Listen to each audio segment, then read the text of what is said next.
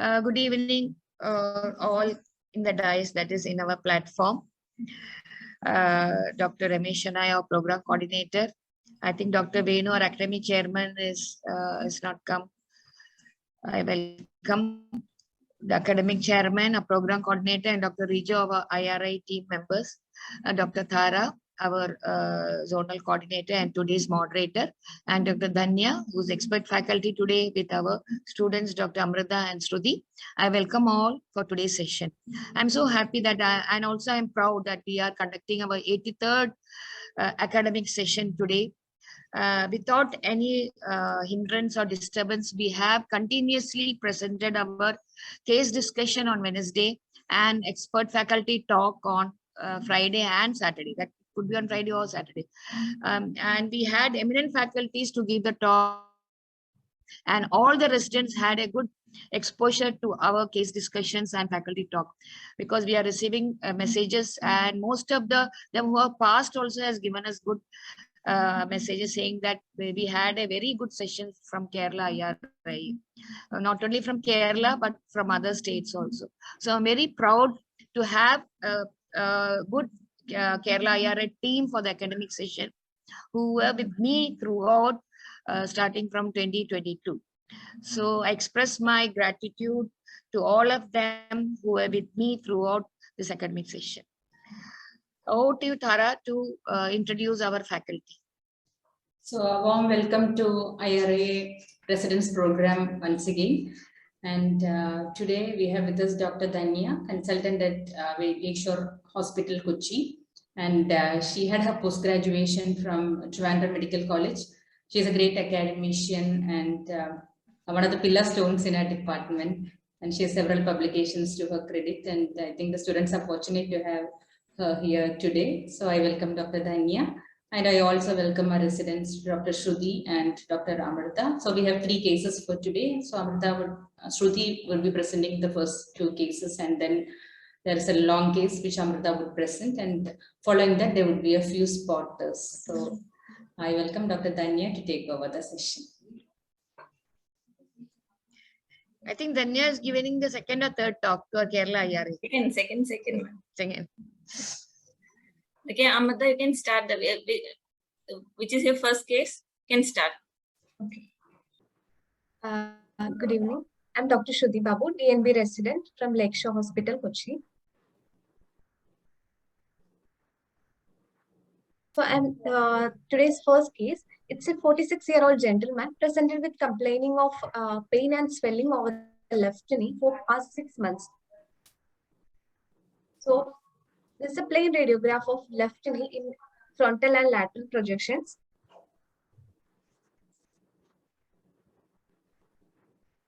So there is a lytic expansile lesion involving the proximal tibia, epi and metaphyseal region. There is also subarticular extension, and in the towards the medullary cavity in the superior aspect of the lesion, there is wide zone of transition and relatively narrow zone of transition in its inferior aspect. There is cortical distraction in the anterolateral aspect of the lesion with extra soft tissue component in the anterior and lateral aspect. The visualized fibula, femur appears normal. Joint spaces also appears normal.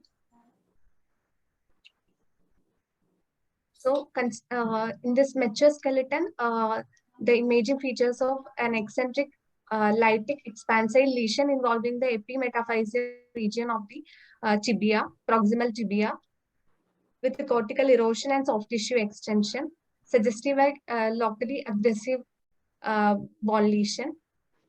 So I would consider giant cell tumor as my first DD, and as the patient has more than 40 years, metastasis also is another DD, and infectious etiology like osteomyelitis should also are also be considered.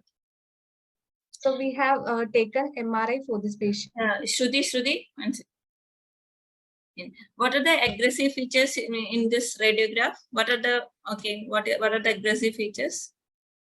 It's a relatively a wide zone transition in the superior aspect of the lesion towards the medullary cavity. Also, there is cortical erosion. This is not zone of transition is not that wide, no?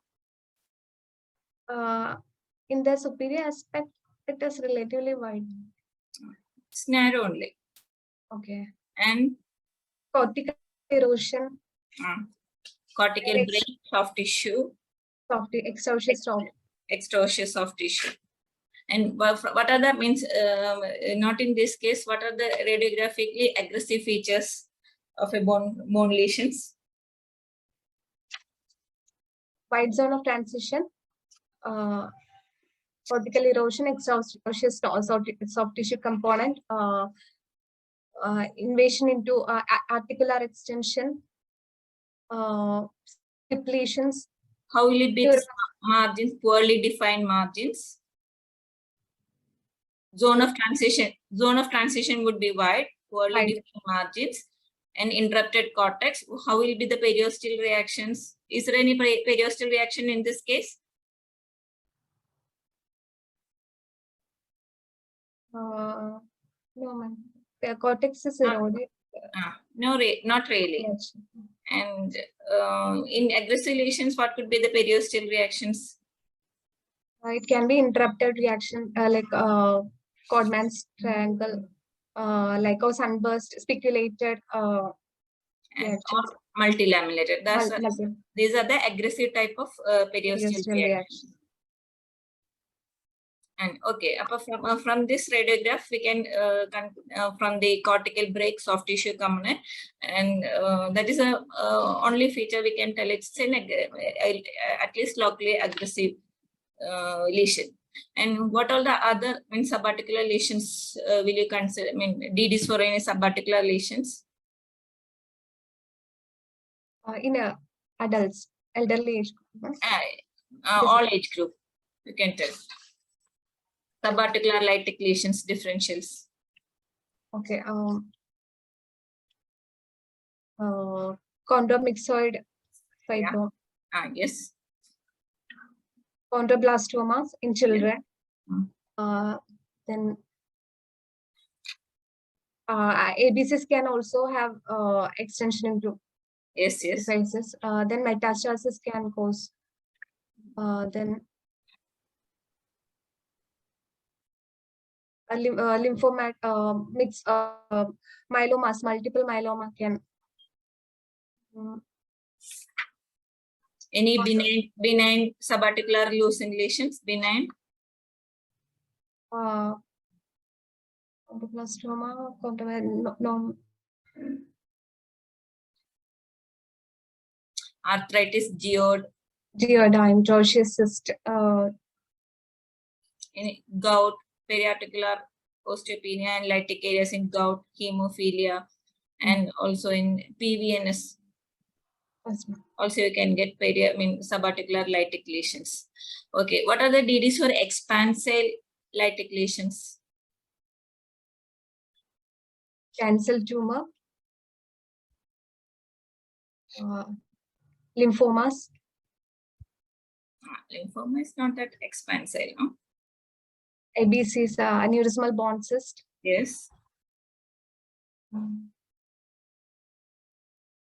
Any osteosarcomas. Osteosarcoma is not expansile. No? Any metastasis? Expansile lytic lesions, metastasis. Primary from? Thyroid. Yeah. Renal. Yes.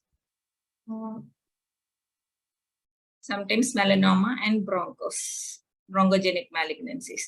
And other expansile lytic lesions, as you said, in subarticular lesions, plasmacytoma and central type of chondrosarcoma, telangiectatic osteosarcomas.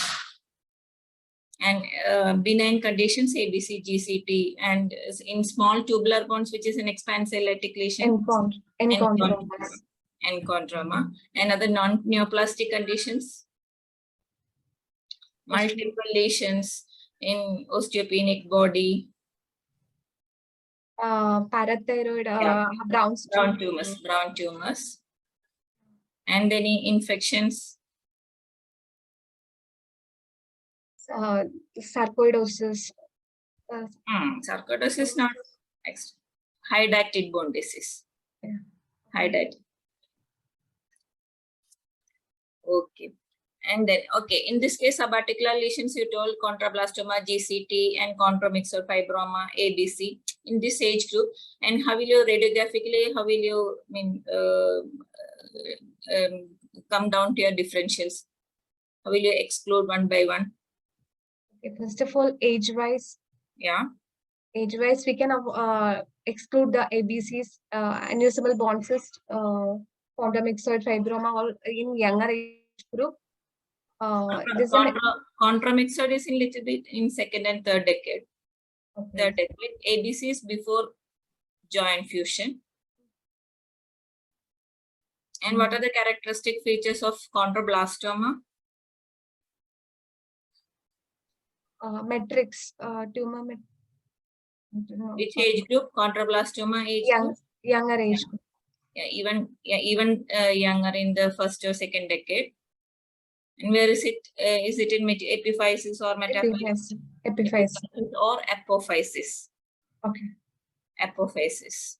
And in both chondroblastoma and chondromyxoid fibroma, the margins will be sclerotic. In GCT, the margins won't be sclerotic, and the GCT occurs in the metaphysis subarticular location. Although it occurs in the metaphysis, it can cross the physis and reach up to the subarticular level. And how will you differentiate between ABC and GCT? One we do age, and then second, after fusion only it comes as a DD. After the joint fusion, if ABC persists, it will mimic like GCT. And in such cases, MR will help to look for any soft tissue enhancement, fluid levels like that. Okay, apart from this, what is our differentials? Cancel tumor, metastasis, osteomyelitis. Osteomyelitis, unlike, no? Okay, then. Myelomas, multiple myeloma. Okay. Next cross-section. The patient underwent MRI image, T1 axial images showing T1 isointense lesion involving the proximal tibia with cortical erosion involving the anterolateral tibial plateau with extraosseous soft tissue extension into the anterior and posterior leg compartment. This is T2 weighted images showing the same findings where the tumor is hyperintense.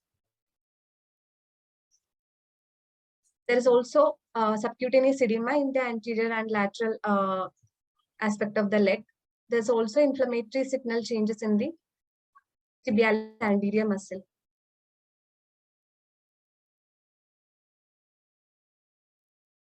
This is an inversion recovery sequences showing marrow edema adjacent to the lesion. Marrow edema in the tibia, proximal tibia.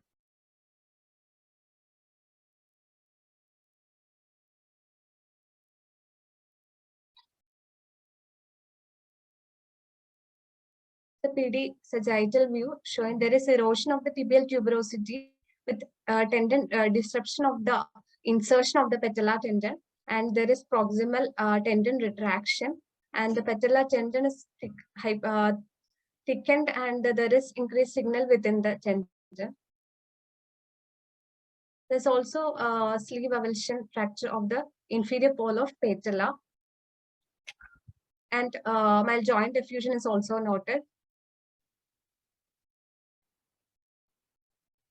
This is a diffusion DWI sequence and the corresponding ADC map showing diffusion restriction within the lesion. Post-contrast imaging shows enhancement within the lesion. And this is the anterior tibial artery.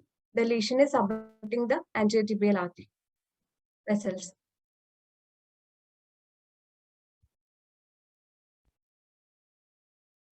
So the findings were a 6 into 5 into 7 centimeter expansile lytic lesion in the proximal tibia involving the lateral tibial plateau with adjacent marrow edema. There is a subarticular extension noted with disruption of the articular cortex anteriorly. The lesion is T1 isointense, T2 hyperintense with a diffusion restriction and post-contrast enhancement. Cortical erosion noted with the extraosseous soft tissue component anteriorly and anterolaterally. Tumor infiltrates the adjacent anterior and deep posterior compartment muscles and abuts the anterior tibial artery. Tibial tuberosity is eroded with disruption of the patellar tendon attachment. Tendon is thickened with the hyperintense signal intensity with the proximal retraction and sleeve avulsion fracture of the inferior patellar bone. So considering the imaging features and the age group and it is suggestive of giant cell tumor, left proximal tibia with local involvement as described. So the patient, we have done a digital subtraction angiography for the patient, and it showed a highly vascular tumor, and we have done pre-op coil embolization to reduce the vascularity prior to surgery. And he was advised en bloc excision of the tumor, but the patient was not willing for the same, and he underwent curettage of the tumor and filling the cavity with bone graft or cement.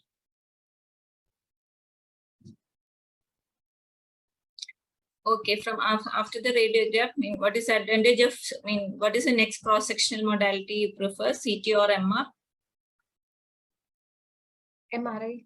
MRI. What is the advantage of MRI or CT? MRI will, we can see the involvement of the neurovascular bundle, articular invasion, extraosseous extension of the extraosseous soft tissue involvement. Yes. Marrow edema. Okay, marrow edema. We can differentiate between marrow edema and infiltration. How is it possible? Which sequence will help in that? Inversion recovery sequence, still sequence. Marrow edema, which is a sequence we look for, to look for the marrow? Even. What will be its appearance? What will be its appearance? What is the difference between tumor infiltration and marrow edema? How will you sort out in MR? Both will be T1 hypo, no? Yes, and stir both will be hyper.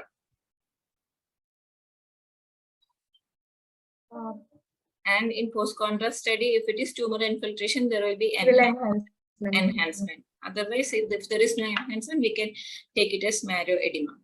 But the advantages of MRI is basically we can identify the intra-articular extension, neurovascular infiltration, adjacent soft tissue infiltration, and marrow involvement.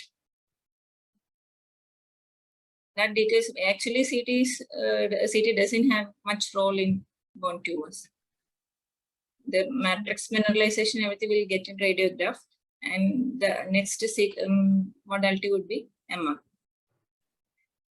And then what else will you do in this patient? Any other investigation?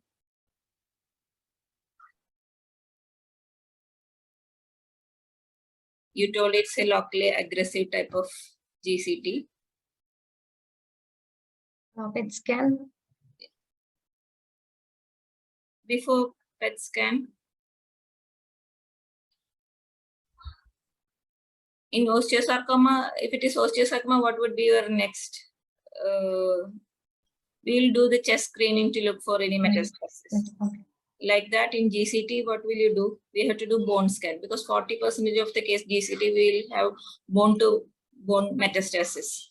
We have to look for any other bone involvement. So we have to do bone scan in GCT. Okay, carry on.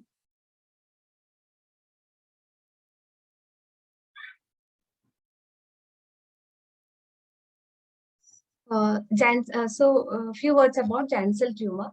The age distribution is between 20 to 40 years, and incidence of all type of giant cell tumor is same in men and women. Benign tumors are more predominant in females, and malignant tumors show a male predisposition. Distribution: the distal femur and proximal tibia are the most common site for giant cell tumor, and the distal radius comprising 10 to 12%. And if GCT occur in distal radius, the probability of a malignant lesion is more. And proximal humerus, then comes sacrum, 4 to 9% in sacrum. Most common benign tumor of sacrum is GCT. Then vertebral bodies comprises 3 to 6%. Thoracic spine is the most common site, followed by cervical and lumbar spines. Less frequently, GCT can occur in calcaneus, innominate bone, ribs, carpal bones, and patella. Occasionally, they occur in metaphyses. Multiple locations are rare and most often involve the extremities. The diagram showing distribution of GCT. These are the most common sites. So radiographically, the typical appearance is a lytic expansile trabeculated lesion with a well-defined but non-sclerotic margin, giving a soft bubble appearance with that is eccentric and subparticular in location, and occurs in patients with closed physis. Rarely, GCT is associated with a histologically benign lung metastasis or undergoes malignant degeneration.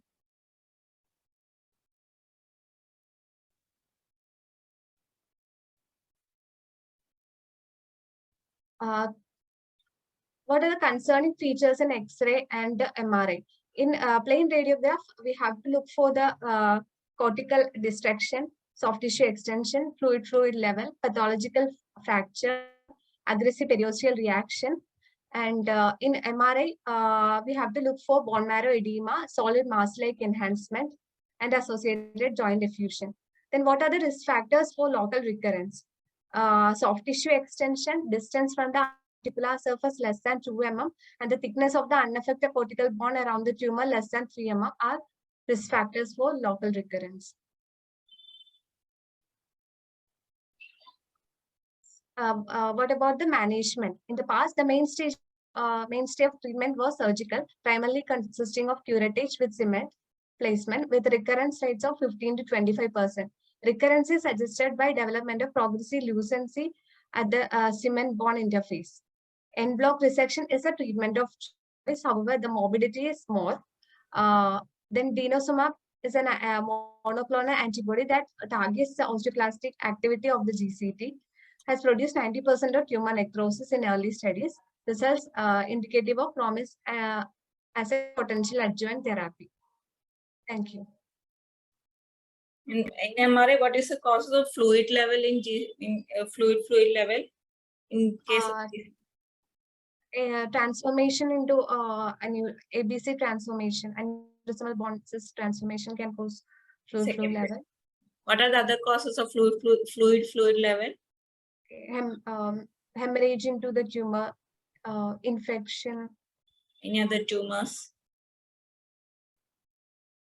Fluid, artelangiectatic osteosarcoma. And sometimes chondroblastoma. Okay. And malignant GCT, there are 3 types in case of GCT. As you said, it's pulmonary metastasis, but histologically it's benign. Histologically benign type of metastatic GCT is there, and then primary malignant transformation of GCT, and also the secondary malignant GCT after radiation. Okay.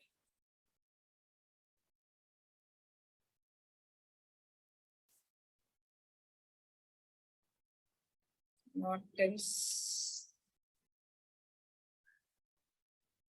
In this case, as the patient doesn't have any primary tumor, in other primaries, we'll think of the primary bone tumor, this DCT, and our secondary would be metastasis, right? Yes, ma'am. Okay, shall we go to second case?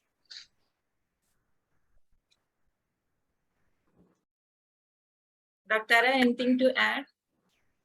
I think we have finished almost all the points. We have discussed almost all the points. So I think we can move on to the second case. Moving on to the second case. The 5-month-old term male baby presented with difficulty in breathing. On examination, the baby was tachypneic, and we have done a chest X-ray for the baby. This is a plain radiograph of the chest, and there is a radiodense lesion with a broad base towards the mediastinum involving the left mid and lower zone, and there is a relatively sharp left lateral margin, and the medial margin of the lesion is obscured. Superiorly, it reaches up to the hilum, left hilum. Inferiorly, we can trace the lower border of the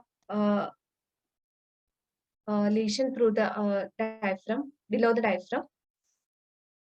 There are some heterogeneous high density area within the lesion. No air bronchogram seen through the lesion. We can see the entire extent of the diaphragm. No obvious evidence of any defect in diaphragm. Trachea and mediastinal structures are mildly deviated to right. There is widening of the posterior ribs at the level of the lesion with scalloping. Also, the left pedicles are not well visualized at the level of the lesion. Then central line is seen towards the SVC, right atrium.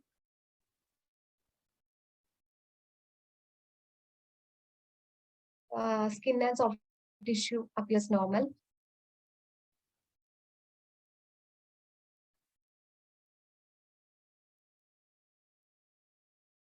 So in this 5-month-old baby with a chest radiograph, findings like a broad base towards the mediastinum favors a mediastinal mass, and the widening of the posterior ribs with scalloping, and suggests that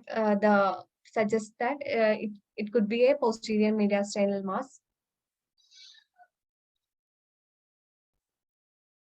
Okay, then what are the, how will you differentiate between lung mass and mediastinal mass by radiograph? The features favoring a mediastinal mass are broad base towards the mediastinum. Yes. And as it is surrounded by lung tissue, there will be sharp margin and absence of air bronchogram. Okay. The other no pathology in the rest of the lung What will be fields. the angle with the obtuse angle with the lung margin. Okay. And Seelhout's that okay. Then what any bony defect, as he said, if it is associated with that, will more favor of that will favor mediastinal. mediastinal. Okay, and then where will you put this? I mean, why did you put it in the put this lesion in the posterior mediastinum? What all features? Okay, we can see the cardiac border through the lesion. So it will be in the either in the anterior mediastinum or in the posterior mediastinum. Yes. And we can see there is widening of the posterior ribs with scalloping. Yes. So it is located in the posterior aspect, posterior mediastinum, and we can also see the border through the diaphragm. Okay. Inferior. What about the aortic descending margin with the Seelhouting with the descending aorta? Is it visible? No, ma'am. It is still outed. Still out. And what is hilum overlay sign?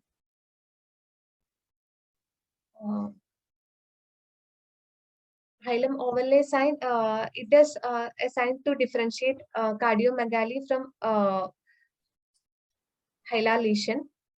If it is if the hilum is within 1 Is it centimeter. differentiate between cardiomegaly? It's basically differentiate it hilar origin or whether it is a lesion anterior or posterior to it, right? Okay. If you are seeing the hilar vessels through the lesion is either anterior or posterior to it, not originating from the hilum itself. Okay. Okay.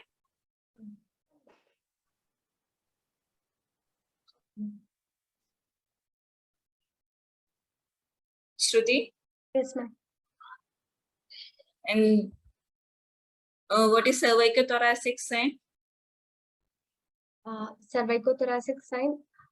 If we are seeing a mediastinal lateral margin of the mediastinal mass, the clavicle, it is a posterior mediastinal mass as it is surrounded by the lung tissue, and the anterior mediastinum ends at the level of clavicle. We won't see the lateral margin or superior margin of the any anterior mediastinal mass above clavicle. Yes. If we are seeing in the posterior mediastinum, there is a lung is seen above the clavicle also, and so because of the lung interface, we can see the lateral and superior margin if it is a lesion is in the posterior mediastinum, and if the lesion is in the anterior mediastinum, as it merges with the soft tissue, there is no interface between them, and so we won't be able to see its lateral or superior margin above the clavicle. Okay, and then what have you heard of any sign, spine sign, anything like that? Sorry, ma'am. Spine sign.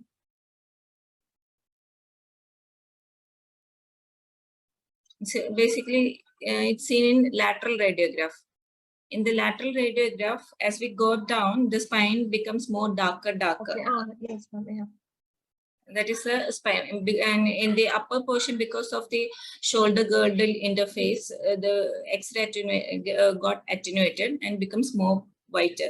And if you are seeing a whiter, rather than becoming dark, if it becomes white, we should suspect any posterior lesion or any lesion within the lung. That is interfacing in the air, lung, soft tissue mass or consolidation, or any lower lobe pneumonia like that, or any soft tissue tumor. All these can cause spine sign positive. Okay, in this case, if it is a lateral X-ray radiograph is there, what will you look for? Localization, the posterior. Okay. And we can also see the neural foramina and the vertebral extension like that. Okay.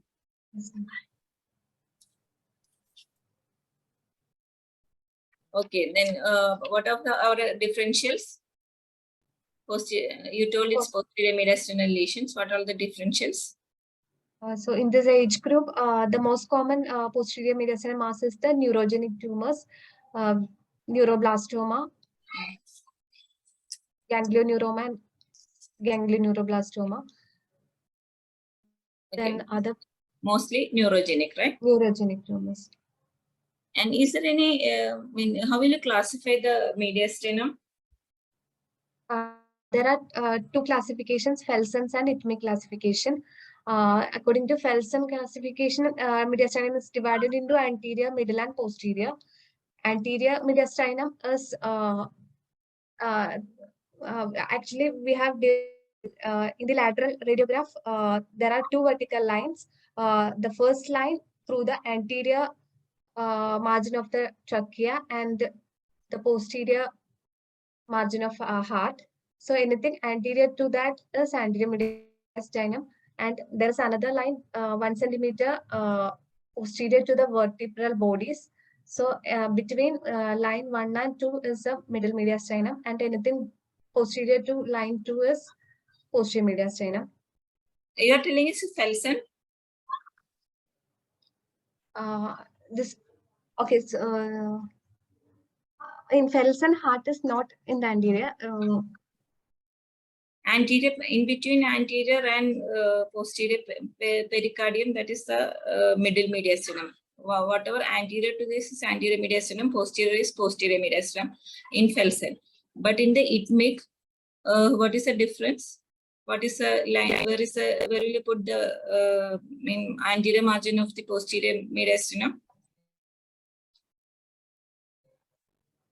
In ITMIC classification? Anterior pericardium. No, it's 1 centimeter behind the anterior vertebral margin. Till the middle mediastinum, and posterior to the 1 centimeter of the anterior vertebral margin is the posterior mediastinum. Okay. Okay. Then why did you tell it as what are the features of neuroblastoma? You told it's why is it not nerve sheath tumors? Like why did you put it as neuroblastoma as a first DD? First of all, the age group is more favor for neuroblastoma, Okay. and this hyperdense calcifications are more in favor of neuroblastoma, as it is 90% of neuroblastoma calcification missing. Okay. Then Okay. it's an oblong.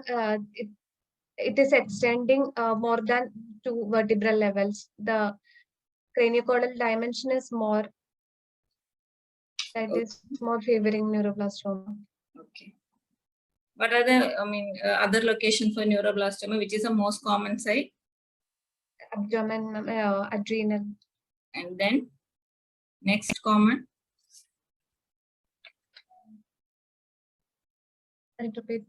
Retroperitoneum.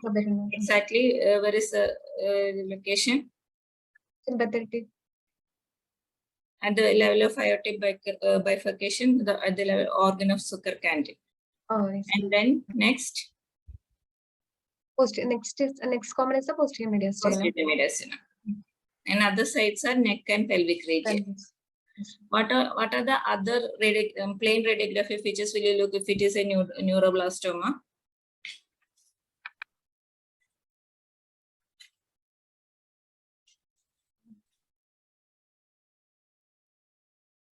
Bone metastasis. Yes. Then there will be, in case of bone metastasis, lytic lesions, osteolytic lesions will be there with periosteal reaction or metaphyse. Okay, in skull? Raccoonize,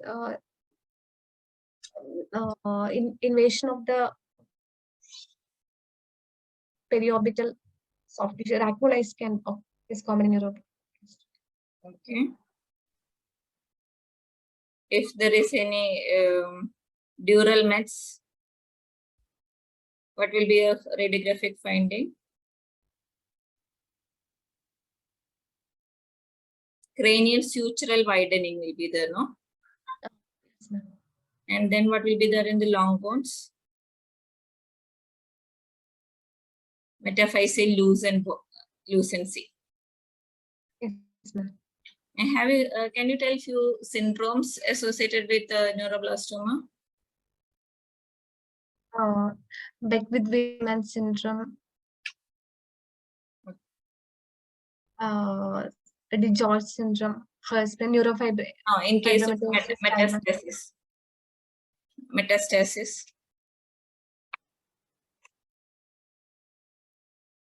Okay, that we will discuss later. Okay, carry on. Carry on with the cross section. Okay. Why did you select CT? What is the preferred modality, CT or MR? MR. What is the advantage of MR? The neural foramen, if there is a neuroforaminal extension. Okay, neural foraminal extension and bone marrow involvement. Bone marrow involvement. Okay, carry on. The plain axial and the corresponding contrast image showing a paravertebral lesion around with a heterogeneous enhancement, and there is then coarse calcification. This is axial post-contrast images of the thorax showing a heterogeneously enhancing soft tissue mass with dense coarse calcifications extending from D4 to D12 vertebral level in left paravertebral region. Superiorly, it is abutting with the left hilar structures, and there is mild mediastinal shift towards right, and it is abutting the descending thoracic aorta. No obvious bone erosion is noted. No neuroforaminal widening is noted. No significant mediastinal lymphadenopathy.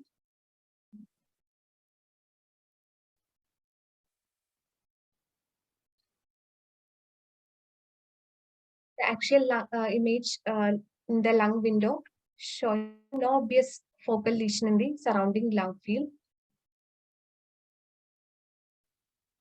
So the CT images showed a 4.5 into 4.7 into 5.6 heterogeneously enhanced soft tissue lesion with multiple specks of calcification in the left side of posterior mediastinum, pushing the mediastinal structures mildly to the right, abutting the diaphragm inferiorly, and abutting the lower left hilar structure superiorly.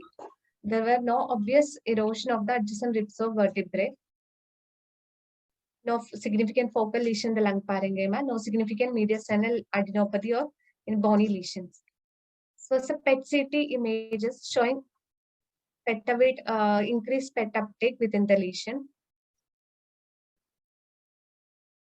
So the considering the age group and the imaging features, the most likely diagnosis is a neurogenic tumor, likely neuroblastoma, and the histopathology confirmed the diagnosis of neuroblastoma. And the patient was managed with chemotherapy. 8 cycles of carboplatin and etoposide was given. And this was a follow-up CT scan at the age of 2 years and 8 months, which showed significant reduction in the tumor size, and there's a more tumor calcification.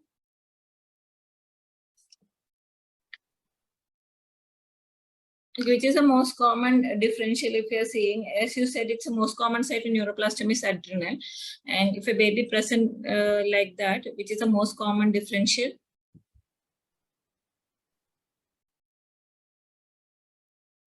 Large abdominal mass. Neuroblast.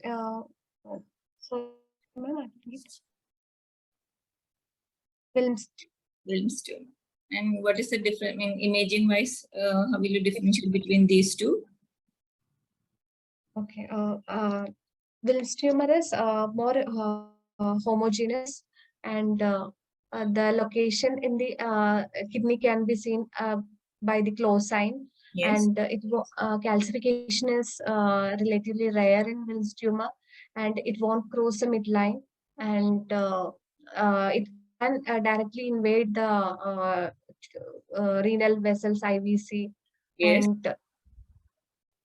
And how will be the neuroblastoma vessel? Neuroblastoma, it is more heterogeneous lesion, and it can invade the. How will you invade the vessels?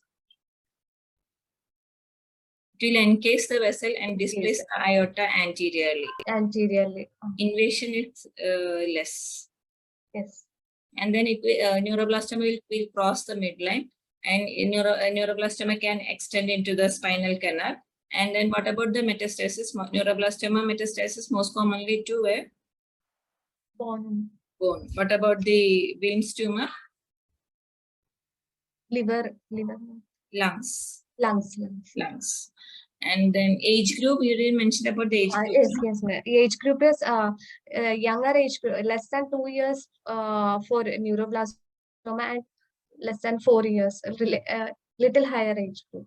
Age 3 to 4 years for Wilms tumor. And Wilms tumor can be bilateral also. 10% of the cases Wilms tumor bilateral involvement can be there. And in neuroblastoma metastasis, there are few syndromes named metastasis like Hutchinson syndrome. What is it? Bone mets. Bone metastasis. Then any other named ones? Do you know? Opsoclonus. Yeah. What is it? That is the eye movement, Rapid multidirectional involuntary eye movement. movements. Yes. Any Pepper syndrome?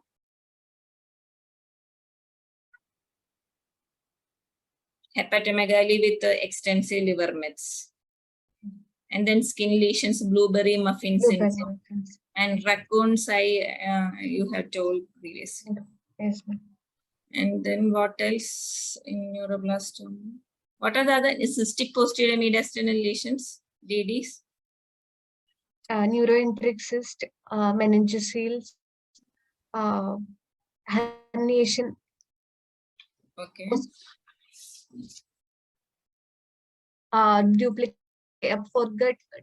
Duplication cyst. Okay.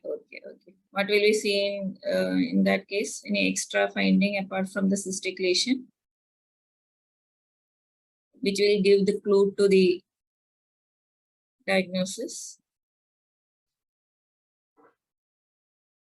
Neuroenteric cyst and all. Vertebral defects. Yeah, correct. Okay, carry on with the discussion.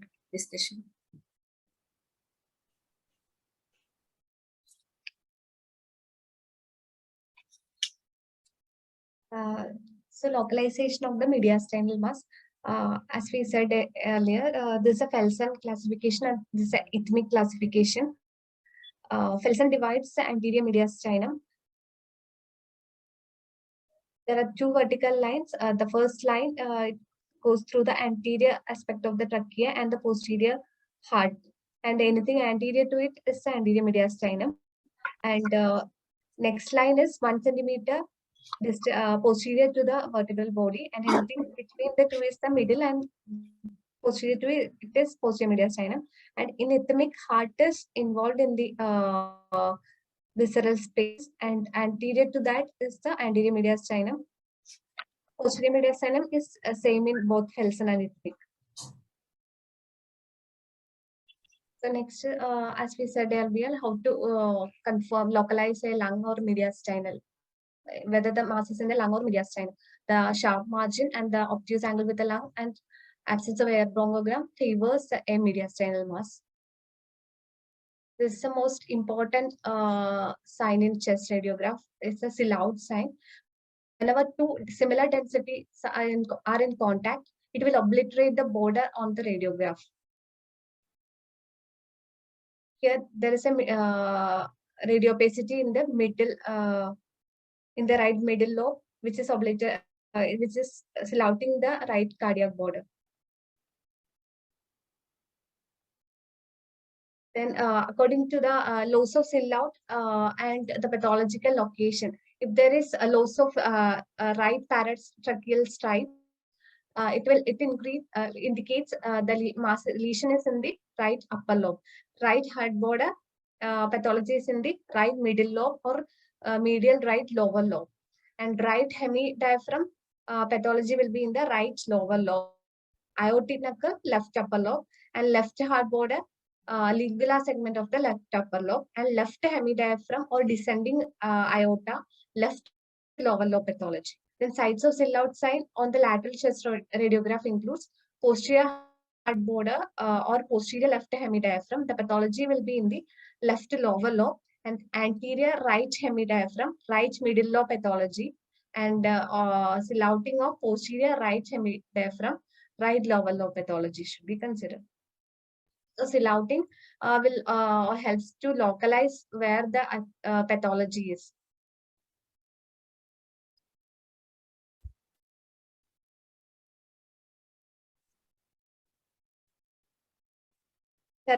Psychothoracic sign, the basis is cephalic border of the anterior mediastinum ends at the level of clavicle.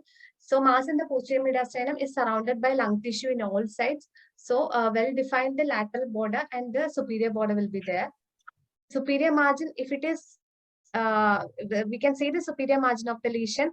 We can say it is a purely intrathoracic lesion. If the superior margin is not seen, it indicates that it merges with the soft tissues of the neck. That indicates a positive cervicothoracic sign.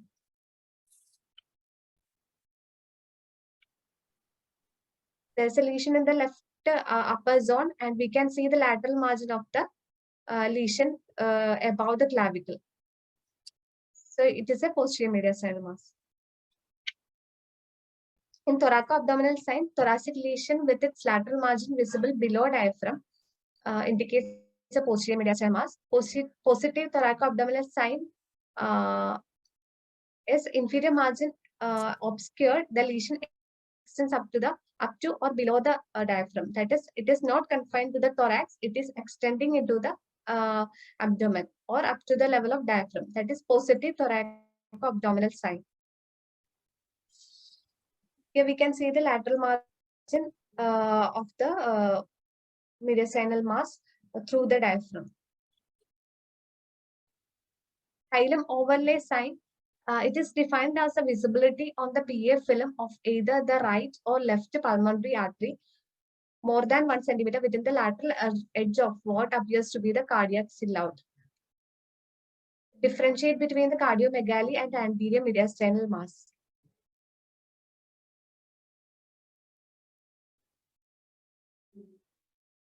Here it is this is a hilum, and this is the distance between the lateral border and the hilum is more than 1, indicating that it is due to anterior. The silhouetting is due to anterior mediastinal mass rather than a cardiomegaly or cardiomegaly. Then what is hilum convergence sign?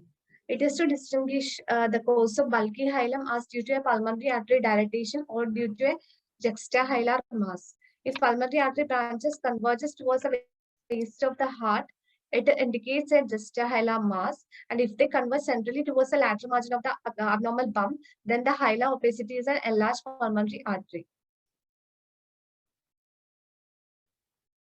Coming to posterior mediastinal masses in a differential for posterior mediastinal masses in a child.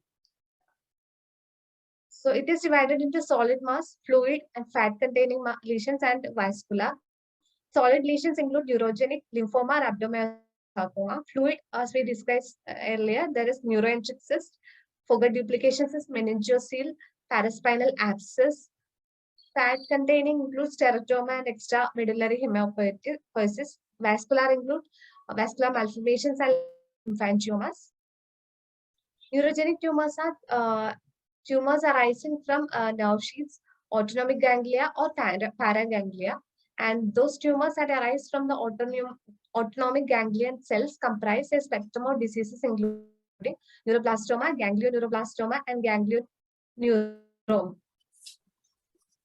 So how to differentiate these three, neuroblastoma, ganglioneuroblastoma, and ganglioneuroma? Age-wise, there is, if the age is less than 2 years, it will favor neuroblastoma, and if it is less than 10 years, ganglioneuroblastoma, and more than 10 years for ganglioneuroma. Neuroblastoma is more malignant, and ganglioneuroblastoma is intermediate between neuroblastoma and ganglioneuroma, and ganglioneuroma is relatively is benign, well encapsulated lesion. Then calcification will more favor neuroblastoma. 80 to 90% of the neuroblastoma will present amorphous calcification. But calcification can also seen in neuroblastoma and ganglioneuroma. In ganglioneuroblastoma and neuroma, there will be fine and spectral calcification. Imaging wise, all three, it is very difficult to differentiate the three, and they will appear as oblong paraspinal lesions. Prognosis wise, neuroblastoma, if the age of presentation is less than 1 year, it has good prognosis, otherwise poor prognosis, and ganglioneuroma have a good prognosis.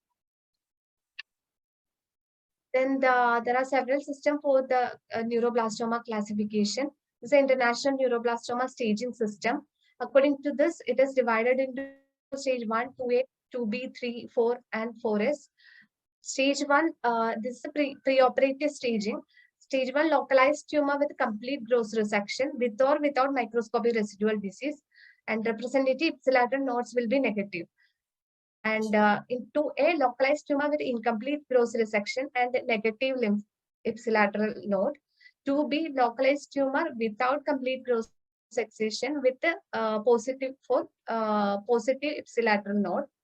And in stage 3, there will be unresectable unilateral tumor infiltrating across the midline with or without regional lymph node involvement. Localized unilateral tumor with contralateral regional node involvement, or midline tumor with bilateral extension by infiltration or by lymph node involvement.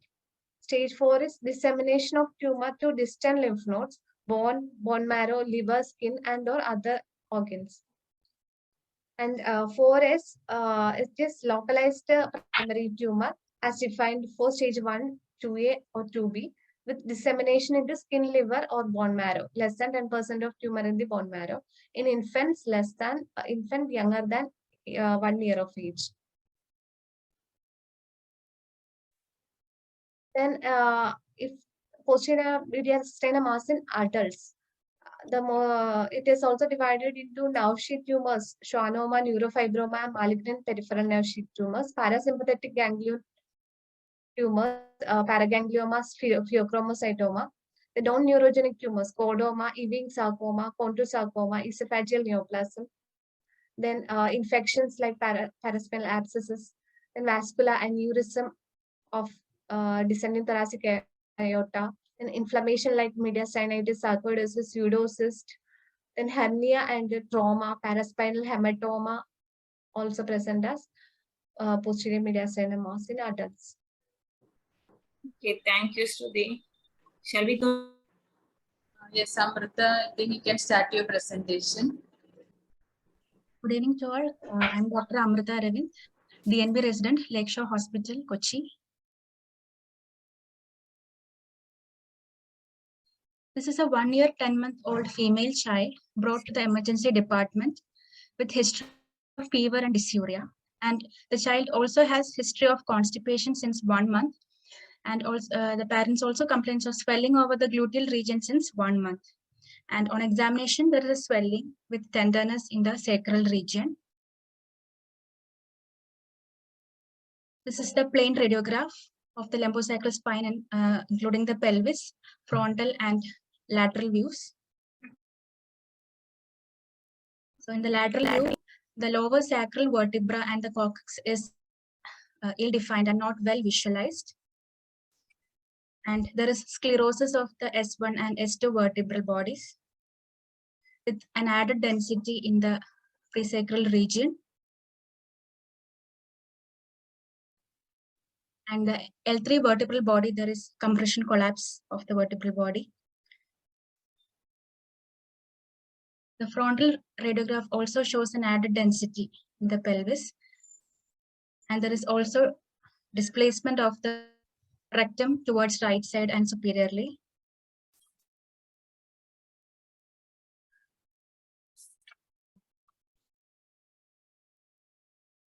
An ultrasound scan was also done.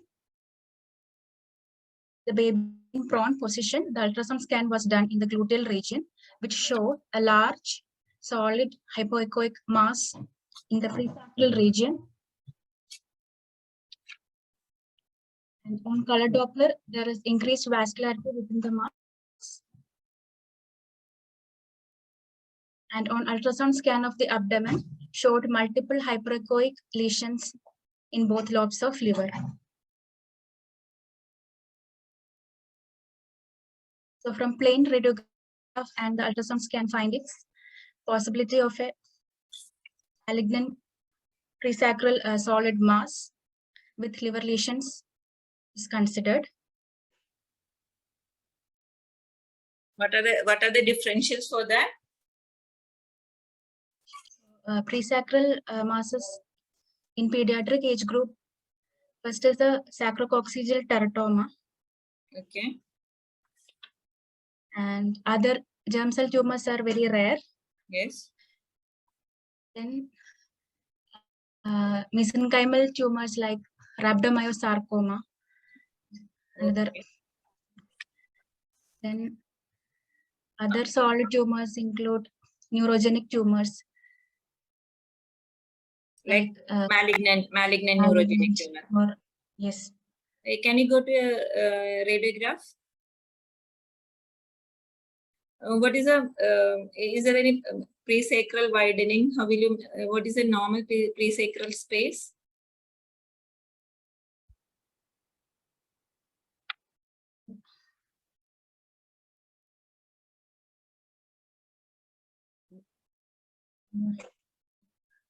Measurement, madam.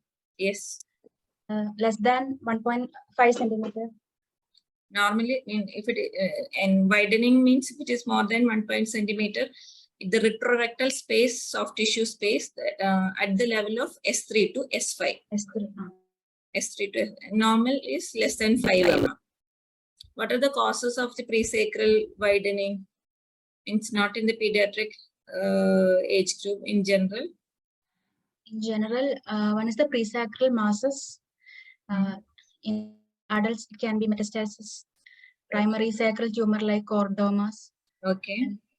Then CA rectal carcinoma. Okay. Then neurogenic tumors. Yes. Then sacral chondrosarcoma. Okay. Inflammatory conditions. Inflammatory conditions like ulcerative colitis with collections, abscess. Yeah. Then osteomyelitis. Fronts of post-radiotherapy. Post-radiotherapy. And it can be seen in normal variant. Obese patients, presacral fat widening can be seen up to 40% of the cases in obese patients. It can be seen as a normal variant also. And any cystic lesions, retrorectal developmental cyst like epidermoid, dermoid, endric cyst, all those stuffs can also cause presacral widening. Okay. Okay. Okay. What will you see in if you are giving any barium minima? What will be your finding? Barium minima, the rectum will be displaced anteriorly. It is compressed anteriorly and anterosuperiorly. Superiorly. And then if it is, you told it's a first is a sacrococcygeal teratoma. What will be plain radiograph? What all things else are you expecting? In sacrococcygeal teratoma, the presence of an external mass, involvement of the skin, and okay, in punctate calcifications. Which is the most common site of the teratoma in germ cell tumor? In females it is ovary and males it is testis, gonads. Okay, and what is the most common site for extraconadal germ cell tumor? Mediastinum, anterior mediastinum. In children, infants and children, which is the most common site? Sacrococcygeal vein. In adults, it's anterior mediastinum. Then what are the other sites of the extraconadal germ cell tumor in adults? In central nervous system, the neurohypophysis, pineal gland. Yes. Then anterior mediastinum, sacrococcygeal. Retroperitoneum also. Okay. And then have you heard about Currarino's triad? Yes, ma'am. Currarino triad is ASP triad. That is anorectal malformation, sacrococcygeal defect, bony defect, and presacral mass. Okay. Okay. Then can you differentiate between benign and malignant sacrococcygeal teratoma? Benign teratoma. What are the differences? One is the benign form is predominantly cystic with presence of fat and calcifications within the lesion. Okay. Whereas malignant is predominantly solid and calcifications is very rarely seen, not seen. Hemorrhage and necrosis more in malignancy. Malignancy. Any serological markers, tumor markers? Alpha fetoprotein. Yeah. and beta HCG will be elevated in malignant one. Okay. Okay. From the radiograph, we have concluded. And what about rhabdomyosarcoma? You told 2 DDs, no? Sacrococcygeal, malignant teratomas and rhabdomyosarcoma. And you have seen ultrasound. You have ultrasound images and plain radiograph. And how will you what are you expecting in the MR image to differentiate between these two? What are the points favoring? Okay, go ahead with this thing, with the next cross-sectional imaging.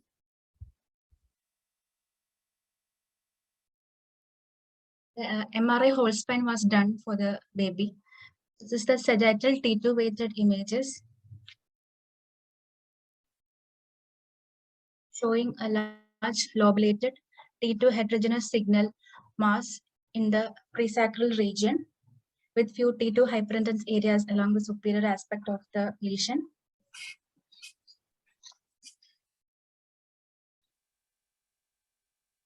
The lesion is anteriorly and superiorly compressing and displacing the rectum with loss of fat planes. And it's also anteriorly compressing the urethra and vagina, and bladder is also superiorly displaced. Inferiorly, it is extending to the subpubic region and the perineum. Posteriorly, there is involvement of the sacrum and coccyx with extradural soft tissue with severe sacral canal stenosis and extension of protrusion of soft tissue into the subcutaneous plane here. Also, there is extension of soft tissue into the sacral foramina with involvement of the sacral nerve roots. Okay. And there is pathological compression fracture of the L3 vertebra with significant extraosseous soft tissue causing severe central canal stenosis and compression of the quad icuna nerve roots extending from L2 to L4 vertebra.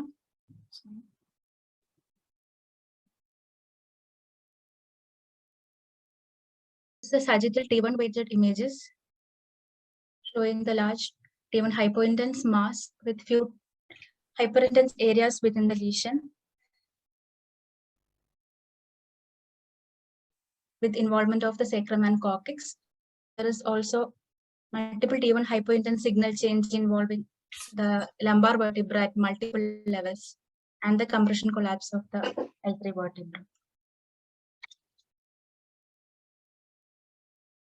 This is the axial T2 weighted images. Shows multiple T2 hyperintense lesions in the liver involving both lobes.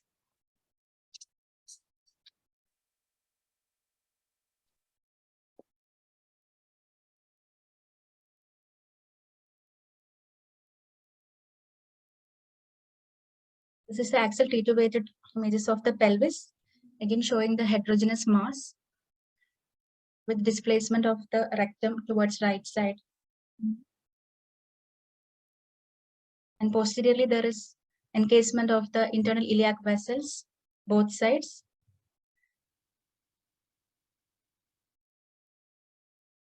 And posteriorly, the sacral foraminal extension is clearly seen with involvement of the sacral nerve roots. And posteriorly, there is also infiltration of the gluteus muscles and the pectineus.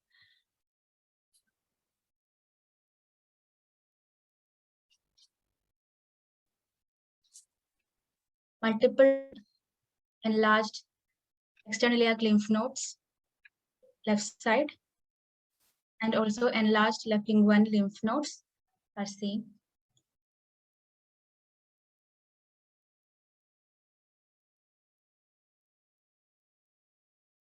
This is the sagittal post-contrast T1 weighted images showing the heterogeneous enhancement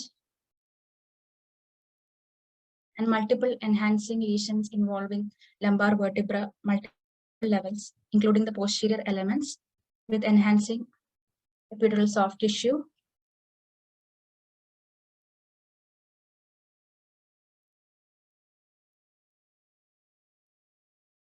and the enhancing liver lesions.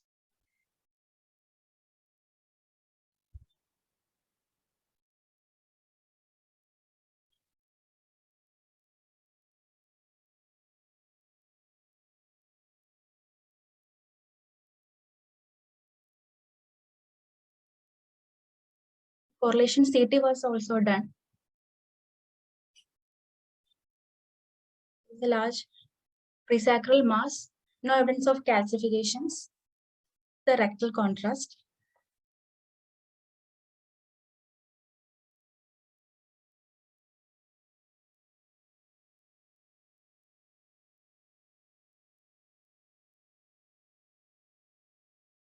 The sagittal images of the CT sections taken, showing the involvement of the lower sacrum and coccyx. So there are no calcifications within the lesion.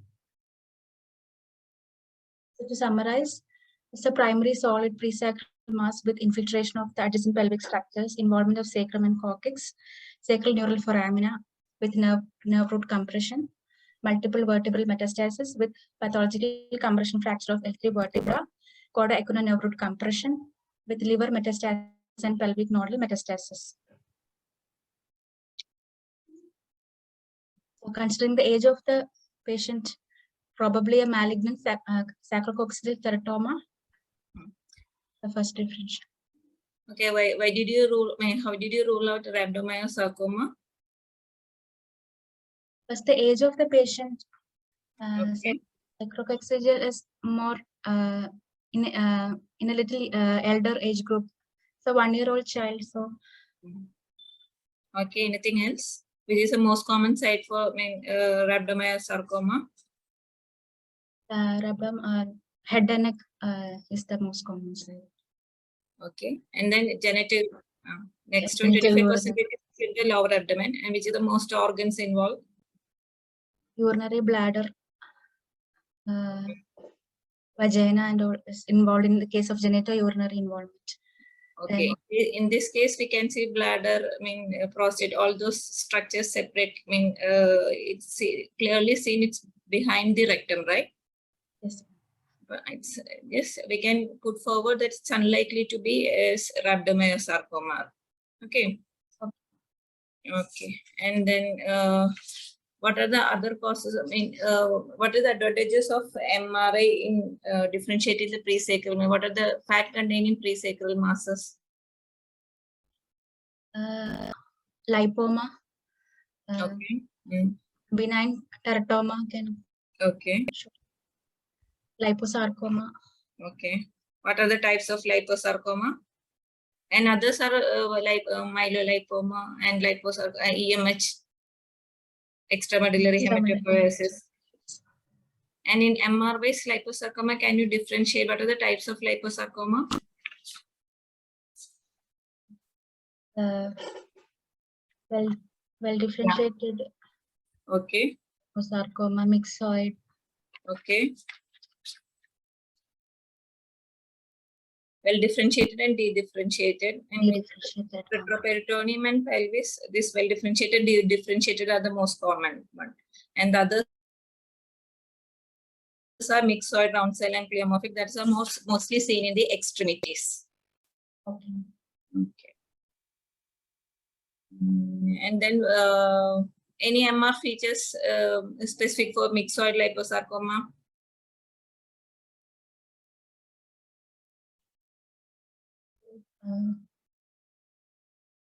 It will be very bright, like fluid signal in both T1 and T2 beta sequence.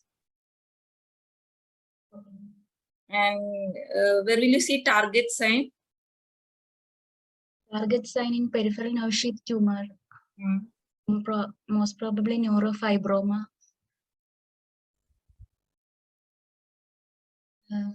What is the target? Why is it?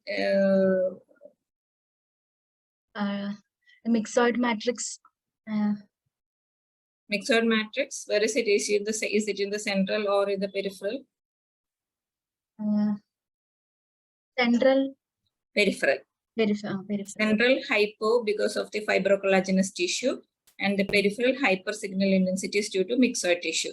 It can be seen in both schwannoma and neurofibroma. And the other, what are the features of malignant nerve sheath tumors? Malignant nerve sheath tumors is associated with NF1. Can infiltration of the adjacent structures. Okay. If it is Size. it can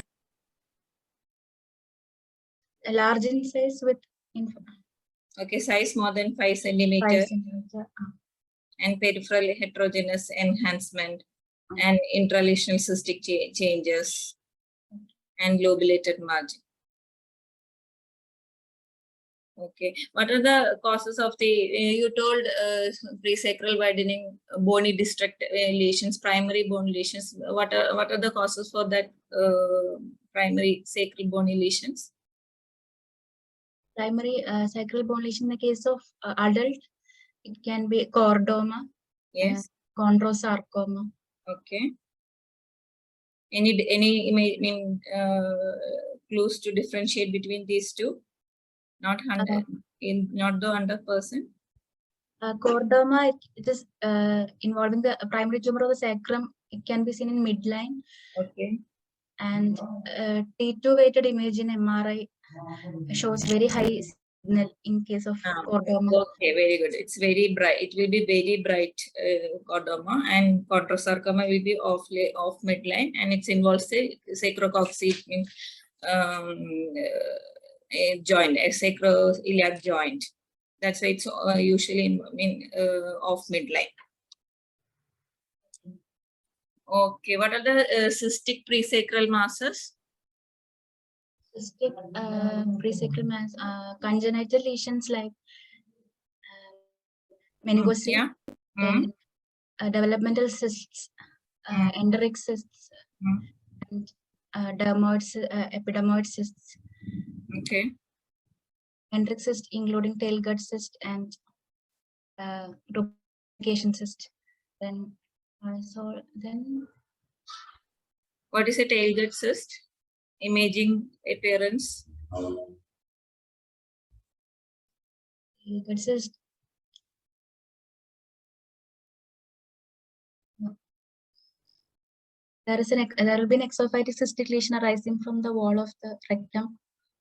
Okay. What is the signal intensity? Is it unilocular or multiloculated one?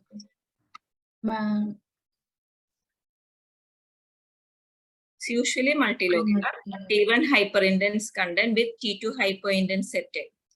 Even though it's a cyst, it can have malignant transformation, and in that case, there will be nodular thickening of the cyst wall with enhancing solid components. And is there any advantage of CT over MR in to differentiate between the abutment of the rectum and rectal infiltration? CT over MRI. MR over CT.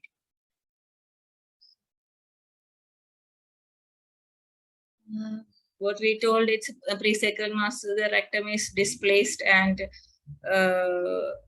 anteriorly. But if it is in T1 same altered signal intensity of the rectal wall, we can say more of infiltration rather than abutment. Okay, and how will you proceed next? We have concluded sacrococcygeal teratoma, rhabdomyosarcoma, all those DDs, and how will you proceed next? How will you get the tissue diagnosis?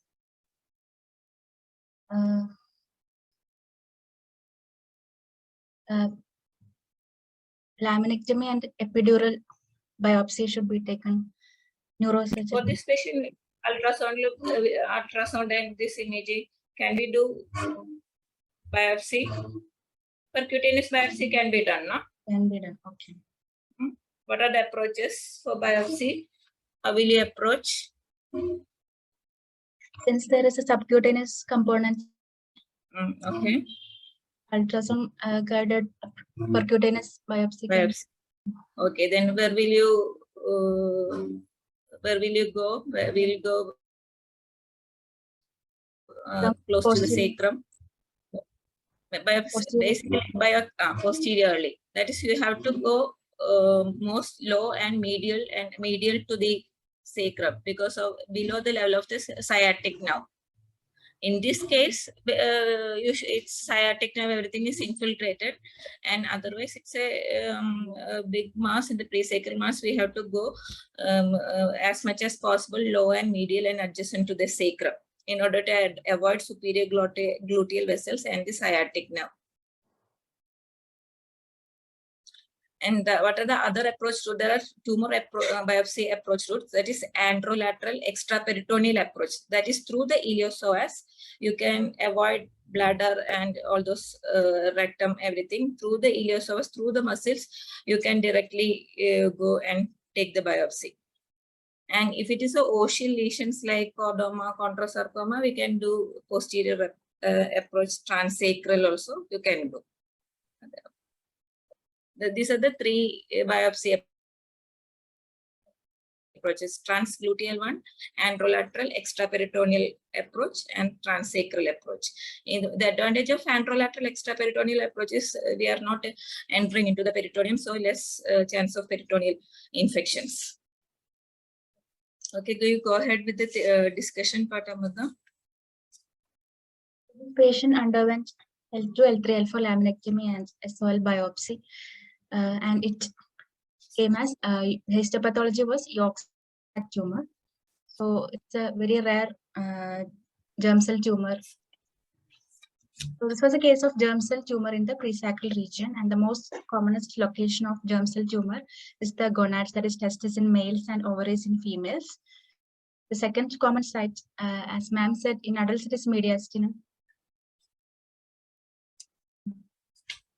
And rarely it can involve the central nervous system, that is pineal gland, neurohypophysis.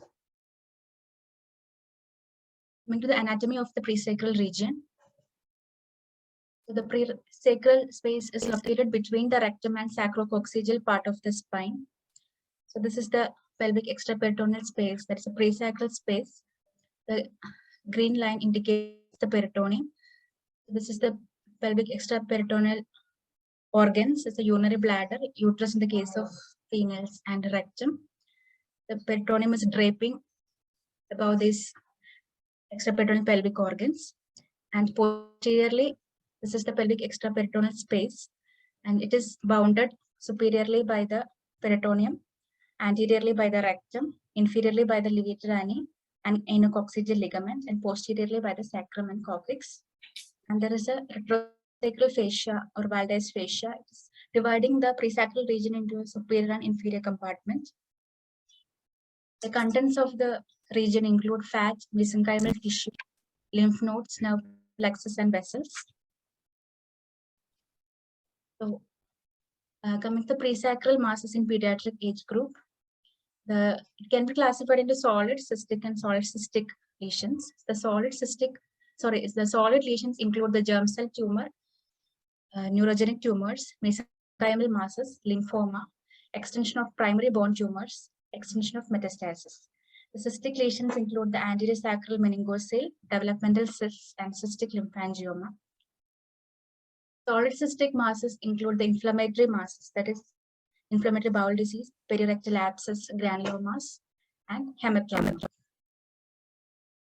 Another classification, it can be classified as congenital or developmental masses, which include germ cell tumor, anterior sacral meningocele, developmental cyst, cystic lymphangioma.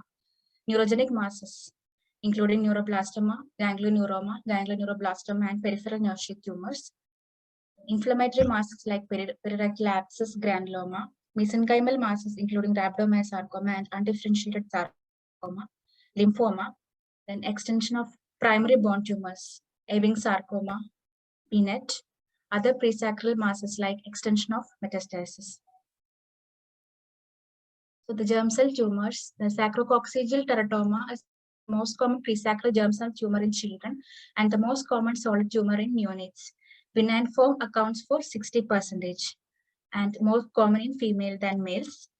50 to 70% are manifested within the first few days of life, and 80% are diagnosed before the age of 6 months, and less than 10% are diagnosed after the age of 2. The classification of sacrococcygeal masses is classified into 4 groups. In type 1, there is predominantly external mass with a small presacral component. It's the most common, about 50%. And type 2 is the external masses with significant intrapelvic component. Type 3 is external mass with pelvic and abdominal component. And type 4 is internal mass, intrapelvic and abdominal location. And type 4 is most likely to be malignant.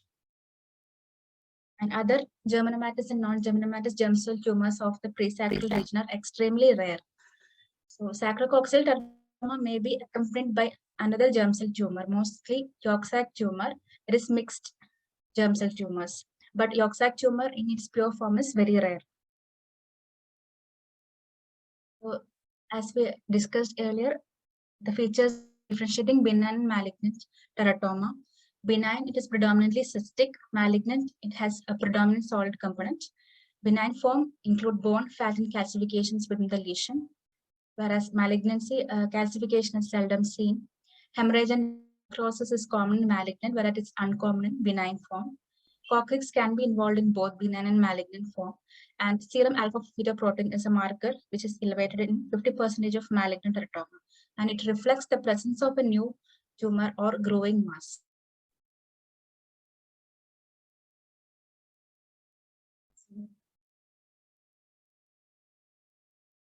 Can be accompanied by other osseous defects, that is vertebral scalloping, hypoplasia, aplasia, schemata sacrum. Schemata sacrum is a agenesis of unilateral agenesis of the sacrum, forming a crescentic defect. And it also the sacrococcygeal teratoma can also be accompanied by other anomalies or syndromes, including uterine, anorectal, renal, bladder malformations, Marfan syndrome, type 1 neurofibromatosis. And Currarino triad, as we discussed earlier, it is an ASP triad, that is, it includes the anorectal malformation, sacrococcygeal osseous defect, and presacral mass. It is a rare syndrome characterized by autosomal dominant genetic inheritance. Coming to other solid masses, it includes the neurogenic masses. So neurogenic masses can be ganglion cell tumor and peripheral nerve sheath tumors. Ganglion cell tumor including neuroblastoma, ganglioneuroma, peripheral nerve sheath tumors, schwannoma, and neurofibroma. Neuroblastoma, the most common location is adrenal gland, followed by retroperitoneum, followed by posterior mediastinum, and rarely it is seen in pelvis. Typically, it present at a heterogeneous mass with calcifications can be seen in 80 to 90% of cases. Again, on imaging, it is difficult to differentiate a presacral mass into neuroblastoma and because the imaging features can overlap. Ganglioneuroma is more of a homogeneous mass. Calcifications can also be seen in ganglioneuroma, and the age group is usually second decade. And other neurogenic tumors, that is peripheral nerve sheath tumors, neurofibroma and schwannoma can also occur in presacral region. So, image showing multiple neurofibroma, plexiform neurofibroma in the presacral region.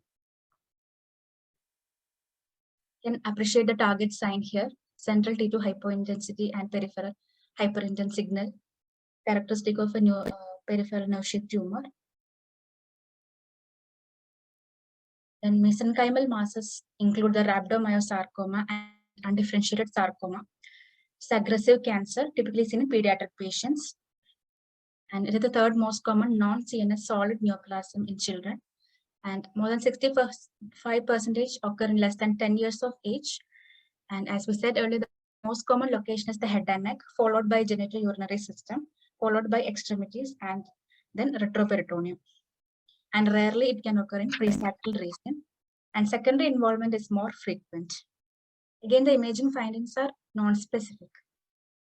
It can overlap with other tumors. Sarcoma botryoides. It is a type of embryonal rhabdomyosarcoma, accounting for 5 to 10%. It is manifest as a polypoid or grape-like lesion beneath the mucosa. most common sites being the vagina, urinary bladder, cervix. Other solid masses in the presacral region include lymphoma. Again, lymphoma is rare in presacral region. If it is present, it usually is associated with the iliac lymph nodal disease, and NHL is more frequent than HL in children. And other solid tumors is the extension of primary tumor of the sacrum. They are again uncommon lesions in pediatric age group, account for less than 7% of primary vertebral tumors. Ewing sarcoma can occur, and and osteosarcoma is extremely rare. And another one is a primitive neuroectodermal tumor. Then coming to cystic lesions, this anterior sacral meningocele is a congenital abnormality arising from the herniation of CSF filled dura mater through sacral foramen, and or a defect in the sacral bone. And 80% are manifested in first decade of life. And other cystic lesions include developmental cysts, dermoid cysts, and Hendrix cysts. Hendrix cysts include the tail gut cysts and rectal duplication cysts. Tail gut cysts is the persistent remnant of embryonic gut that include normal fetal gastrointestinal tract. And rectal duplication cyst is particularly rare, 5%. And it's an sagittal image of a brain enema showing a duplication cyst communicating with the posterior wall of the rectum. It can communicate internally with the anorectal lumen or externally with the skin. Then other cystic lesions which can occur in presacral pelvic region in the cystic lymphatic malformation. It's a congenital vascular malformation resulting from failure to establish the normal lymphatic channel. And on imaging, it presents with a cystic mass with internal septations and enhancing walls. Then other solid cystic lesions include inflammatory masses like pelvic abscess. It can be secondary to complicated appendicitis, inflammatory bowel disease, or postoperative complications. That's about the pediatric presacral masses. A few causes of presacral masses in adults include metastasis, chordoma, rectal carcinoma, neurogenic tumors, then chondrosarcoma, paraganglioma, hemangioma, solitary fibrous tumors, extraadrenal myelolipomas, extramedullary hepatopoiesis, then inflammatory conditions like ulcerative colitis, then infection, that is osteomyelitis of the sacrum. Among them, chordoma is the most common primary malignant sacral neoplasm. As we discussed earlier, it presents as a midline mass involving the sacrum, showing high signal intensity in T2 weighted images. And it accounts for only 2 to 4% of primary bone tumors. And usually it manifests in 4th to 7th decade of life, but can occur in any age group. Thank you.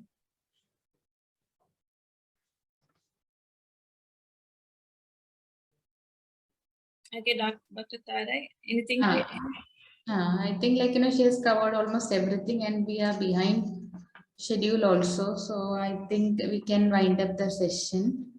Dr. Gomadi, are you online, madam?